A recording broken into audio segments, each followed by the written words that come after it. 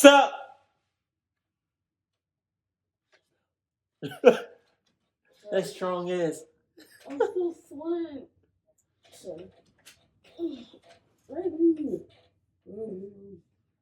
Dope.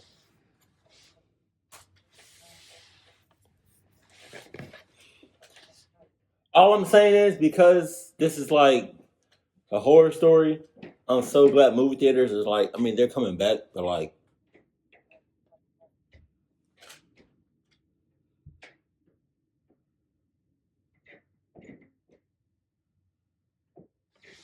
I don't hear nothing. Wait.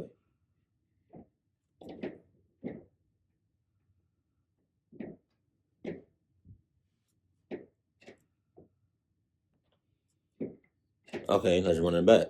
Sup? Yo.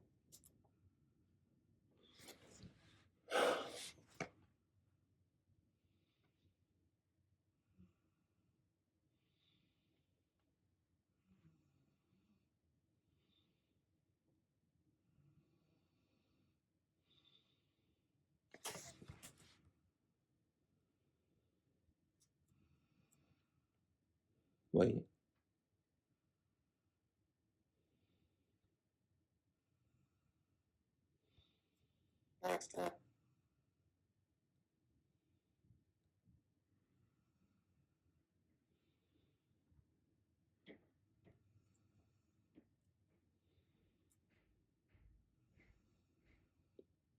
They bugging out.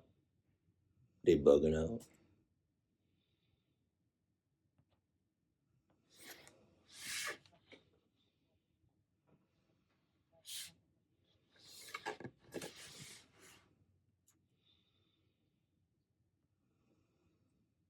One more time? One more.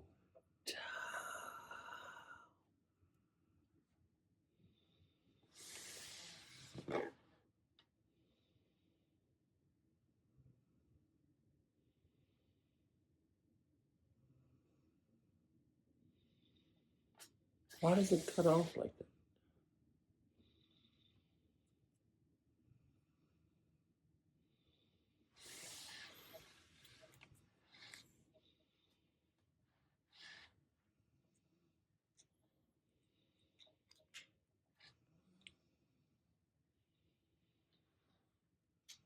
Wait.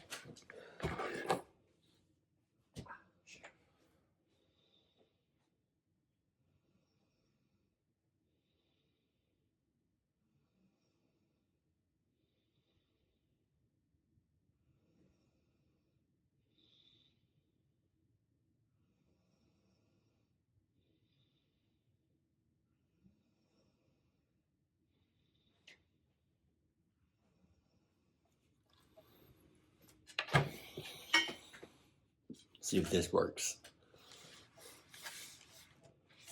If I don't know by now, my speakers are like, you know what I mean? They're messed up on my laptop. So let's try this one more. Okay, let's try this one more time. Sup? Yo.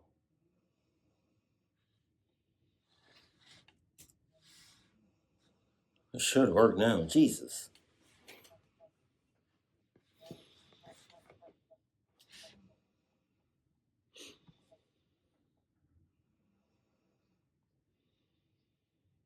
Right. Okay.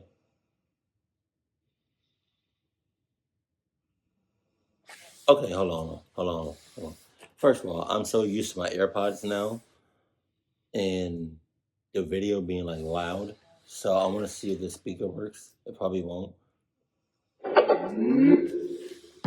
Bluetooth mode. I can barely hear. What's the name?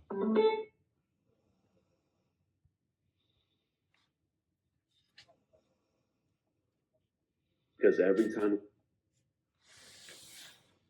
Oh, now you want to work speaker.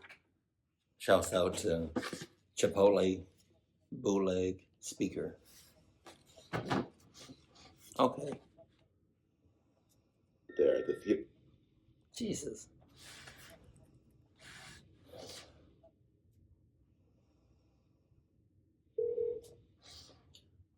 If I have to say sup though one more time.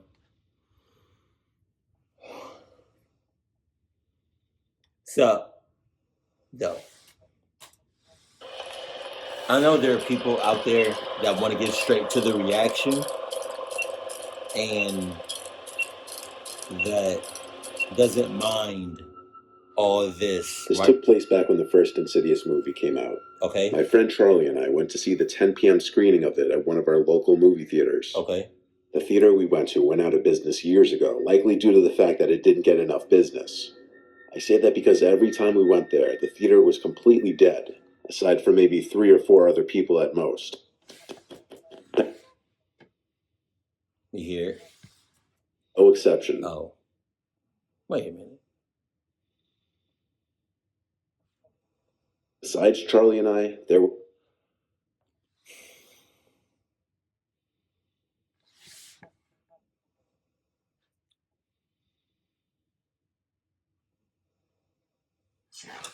How y'all doing? No, y'all good? Y'all alright? Alright, we just going. Sup? No. Because y'all heard it, right? The speaker was going in and out.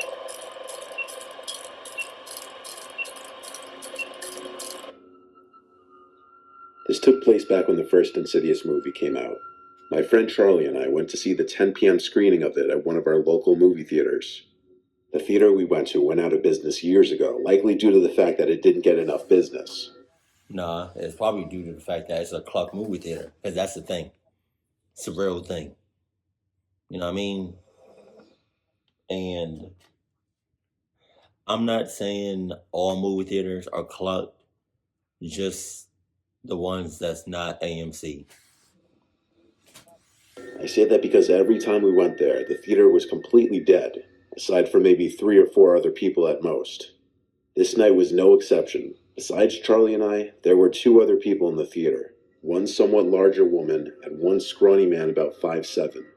During the preview, the man kept getting up and switching seats. It immediately struck us as bizarre. Every time he'd get up, he'd look around the room and even look at Charlie and I for a few seconds every time. Eventually, he walked over to the woman a few seats down from him and started speaking to her in a whisper. She said something back to him that we couldn't hear. Then he said sorry and walked away from her to sit at the last seat in the aisle. He was just 2 aisles down from us.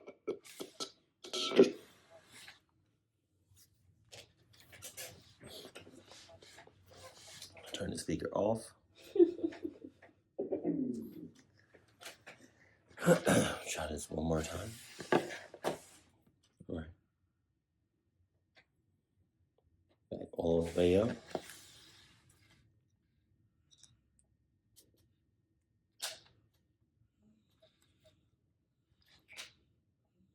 Says we're connected. It says we're connected, but you know.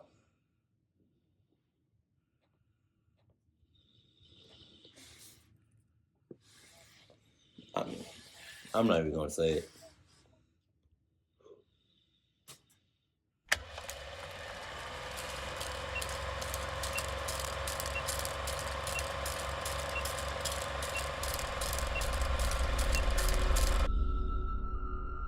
This took place back when the first Insidious movie came out.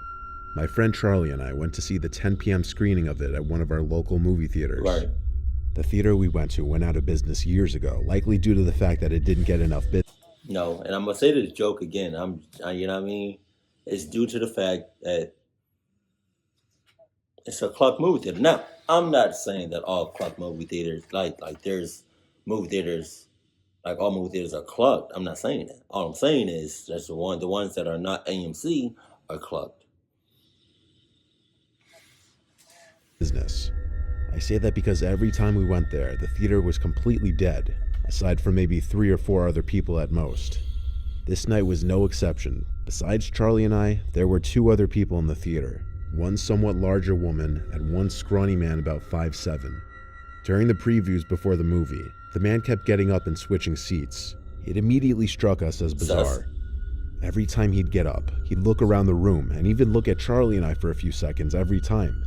Eventually, he walked over to the woman a few seats down from him and started speaking to her in a whisper. She said something back to him that we couldn't hear. Then he said sorry and walked away from her to sit at the last seat in the aisle. They in cahoots. He was just 2 aisles down from us. Eventually the movie started, and the opening scene to the movie was a bit scary. It was followed by this loud, scary violin sound. We noticed the guy 2 aisles down shaking his head, and he muttered something. Then he turned around at us and climbed up to our aisle and sat down 2 seats from me. Damn. He asked if it's okay he sat there, and I nodded. I would have said, hell no.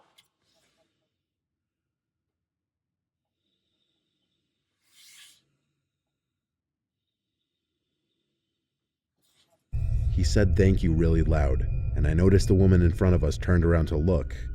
Charlie and I looked at each other nervously. As the movie went on, he was quiet after the opening scene, until the next time a scary scene came up. He moved to the seat directly next to me and once again asked if it's okay. No, it's not. I don't know why, but I nodded again. I guess because I recognized he may have had a disability or something. My ass. He went quiet again when the scary scene ended. But at the next jump scare, he grabbed a hold of my arm and pressed his head into my shoulder. Well, I would have grabbed a hold of my ID to start hauling ass, and as you give me my refund back from the tickets. I can see why nobody. This is a club movie theater, and because of that, nobody, to little people, go to that movie theater because of this person. I'm about to call him something else. That's the only reason. The only reason. Jesus. Who let these people in? Who let him in? They should get fired. I shook my arm to get him off and said, "Dude, get off me." He apologized and said he's just really scared. Okay. I looked at him and he just scared me. He seemed off. Way off. He told me he would stop and he apologized again. But when another scary scene came up, he grabbed my arm again. This time he started rubbing my arm a little. I told him to stop again. Then Charlie and I got up and walked to a different aisle. The woman in the theater got up and left, I'm guessing because she was uncomfortable. As we were in our new seats, he turned to look at us for a while. We tried our best to ignore it, but it was too much. We got up and started walking out of the theater. He got up as well, asking where we're going. No. And then he asked if he could take us out for dinner. What? Charlie said, "Nah, man, we're good, thanks." And we walked out. We walked through the empty movie theater hall and heard the door to the room we were just in click open. We turned around and there was the guy, peeking his head out from the door. When he realized we saw him, he went back into the room. Charlie and I walked faster now to the lobby and told the girl at the front desk about the creepy man making everyone uncomfortable. She gave us a refund because the woman before us also complained about him. We then left and started walking to Charlie's house, hitting his vape pen and just talking about how weird and creepy that was. Y'all started walking. Nighttime outside. Y'all started walking. Somebody was caressing your body that you didn't know you walking outside. You had a whole encounter, and wait, you had a close counter? You had an altercation, altercation with somebody that was sus and you walking.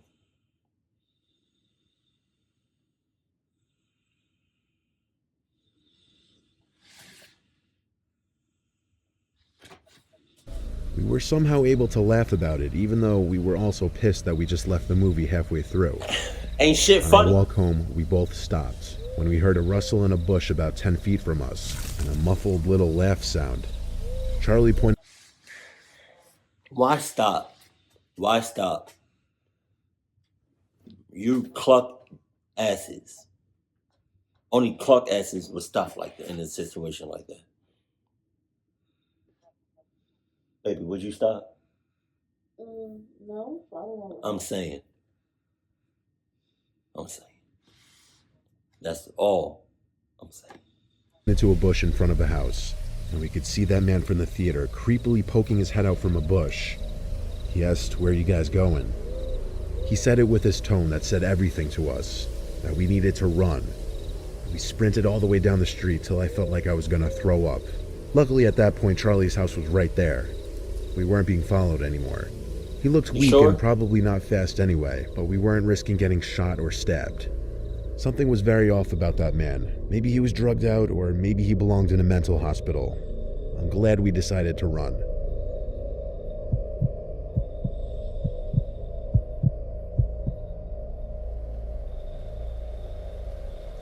I don't care if anyone judges me, but I like to go to the movie theaters alone. My work schedule's all Oh, over yeah. the place. I often don't work weeknights. So on I'm a stormy judging you. Wednesday night, a night not many other people would be thinking to go drive to a movie theater, I did just that. I always like avoiding crowds in anything I do. That's just how I am. It was 2017.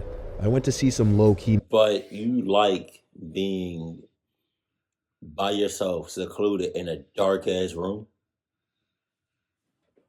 that's just open.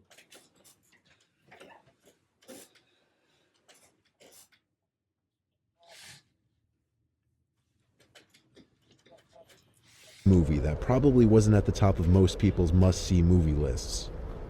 I was the only one in the theater, just like I expected. I sat myself right in the center seat of one of the higher-up rows and put my feet up on the seat in front of me. About 20 minutes into the movie, I'd say, I noticed someone a few aisles down. What? I didn't notice them coming in. The theater was dark because the scene in the movie at the time was in a dark room. They weren't sitting in a seat like a normal person, though.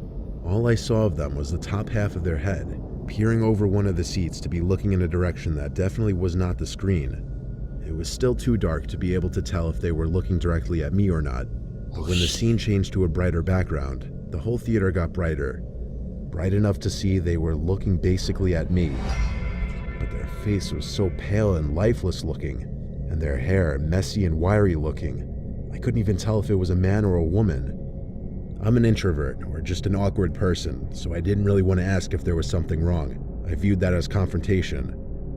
The screen went darker again, and at the same time, the person lowered down behind the chair completely until I couldn't see them anymore. They were completely hidden from my view. I couldn't concentrate on the movie now, though. I was actually very uncomfortable. Yeah. Actually quite terrified. Yeah. I didn't get up, though. I stayed put in my seat. It's my ass. Many scenes in the movie passed. I almost forgot about what happened. Almost. Just when I was getting back into the movie, the person's head appeared from behind a seat again. This time much closer, only like 3 rows of seats away from me. I actually let out a holy shit and a loud yell because it genuinely made me jump. Now I was able to see more detail or features in their face. They actually looked lifeless.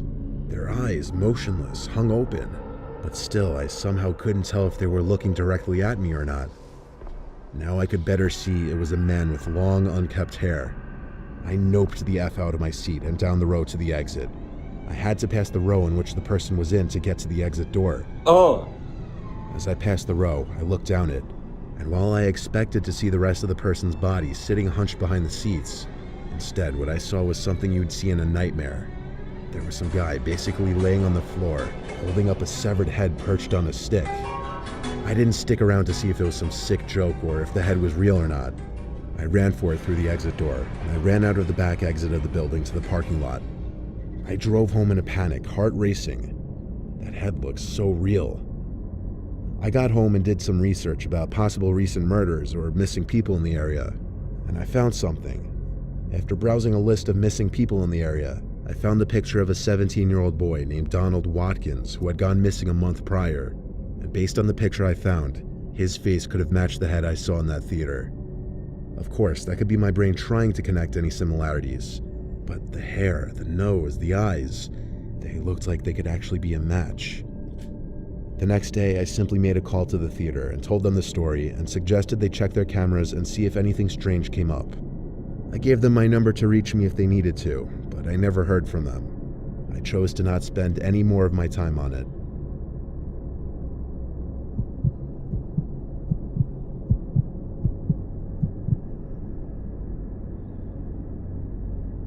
I worked at a movie theater in Cobb County, Georgia, called the Regal at Estelle. It was a very relaxed atmosphere because it's a quiet town and a quiet movie theater usually. Some weekends it would be busy, especially for big blockbuster movies. This happened on a slow night. I was working the graveyard shift. The theater was doing a midnight screening for some underground scary movie that no one really cared about. A few people actually paid to go see it. Obviously, this meant I'd have to stay till the movie was over so I could clean and close up. Past midnight, the theater was always basically dead. The phone at the front ticket desk was ringing, so I went from the concession counter to the front desk to answer it.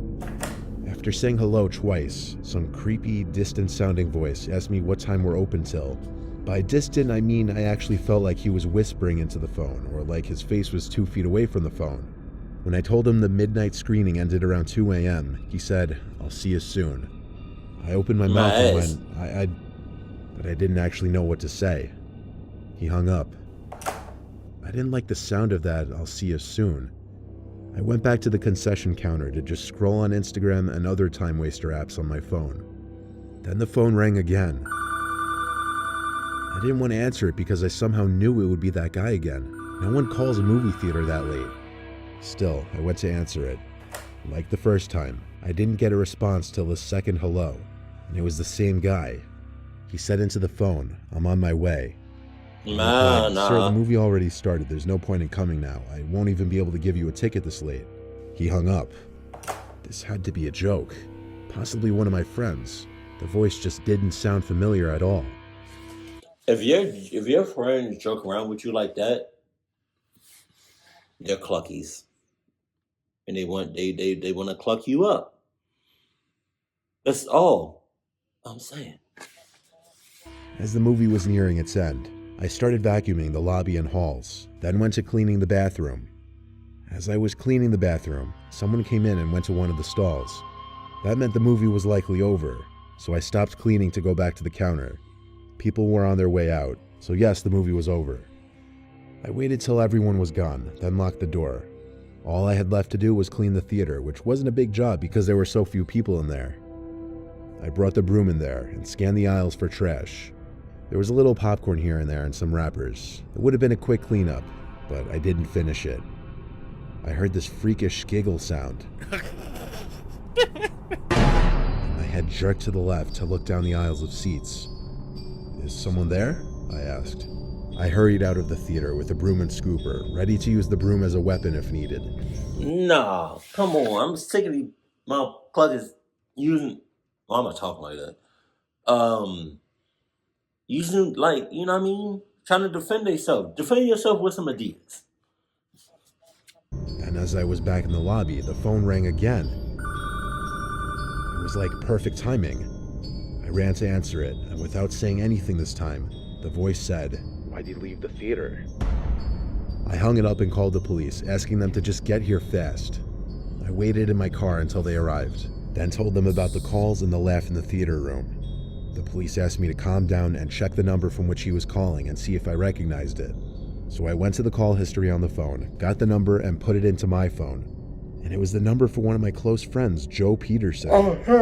That explained it. Oh my God. He was just messing with me. Nah. The cops laughed about it, and after I assured them I was all right, they left. Nah. I didn't want Joe to get in trouble.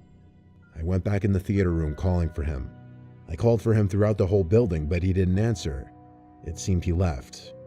I texted him and tried calling him, all ignored. Nah. I went home after locking the place up. The next day I went to his house just to talk to him because it seemed he was ignoring me. But he told me he lost his phone, that he thinks it was stolen by someone at the bar.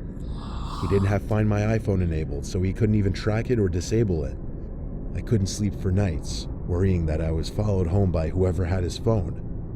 Being one of Joe's female friends, whoever stole his phone must have went through our conversations and gotten enough info to know where I worked. That horrifies me. I requested to my boss to stop doing the late night shifts for that reason. I didn't work there much longer though. If anything else ever happens, I'd update. But it's already been more than a year. That right there is a big ass movie theater. Jesus. God damn. I would like to see some more horror stories on movie theaters because I feel like there's a lot more stories that people have. Cause it's the movie theater. Like, you go into a deep, dark theater, and you think you're the only one in there. Nah. No.